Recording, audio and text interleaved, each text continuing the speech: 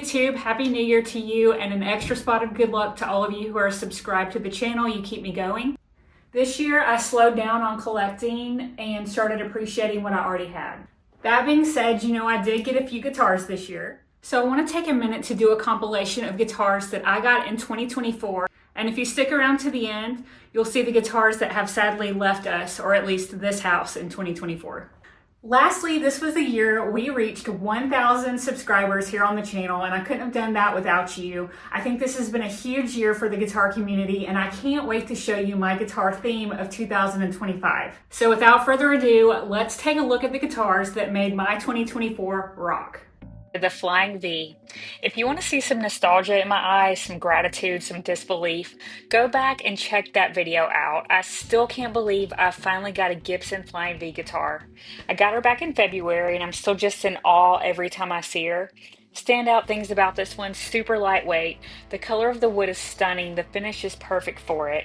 Beautiful simplicity and an anything but simple design. And yes, I still struggle to get a good hold of this thing while playing, but man, does she scream. So to the Flying V, glad to have you in my collection. The Jackson JS22. I actually got this guitar last Christmas, but we're including her in 2024 because it was first featured on the channel in July. That video made a whopping 10,000 views, and for a small channel like this, that is huge. So thank you to all who watched. There's clearly a lot of interest in this one. I always want to come back and give you guys second thoughts on these guitars after my initial review, and so I'll take advantage of this video and do just that.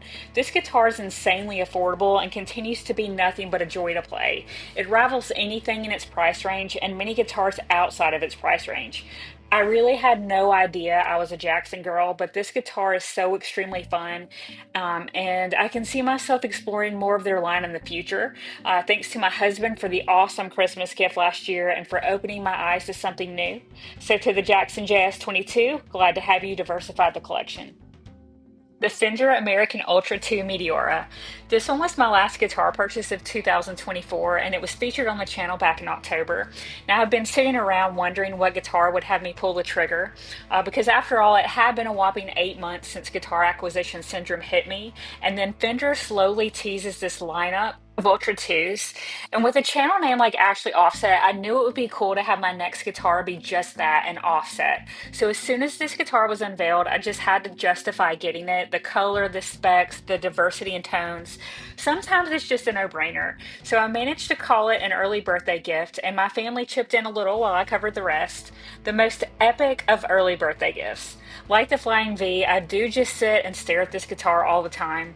Not only is it beautiful, but the satin finish on the front and back of the maple neck make the playing experience like no other. I won't even go into the tonal variety. What I will say is, for the first time ever, I'm able to adjust the tone and volume knobs while in the midst of playing with ease. And I know that's kind of a newbie thing, but it is something that I've struggled with and I can do on this guitar. So I went out on a limb choosing this guitar over others in the lineup, and I'm so glad I did. A meteoric finish to 2024 indeed. Alright, so this part pains me a little because it's dedicated to the guitars I said goodbye to in 2024.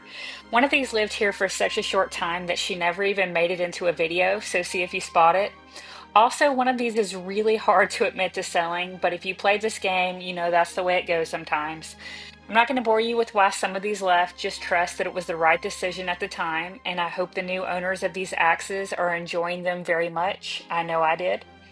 And because we can't simply end on a sad note, I'll say I have two new and exciting things to show you in 2025, definitely things well off my beaten path, so I do hope you'll stick around. Above and beyond that, I wish you the best 2025 has to offer, and I'll see you in the next one.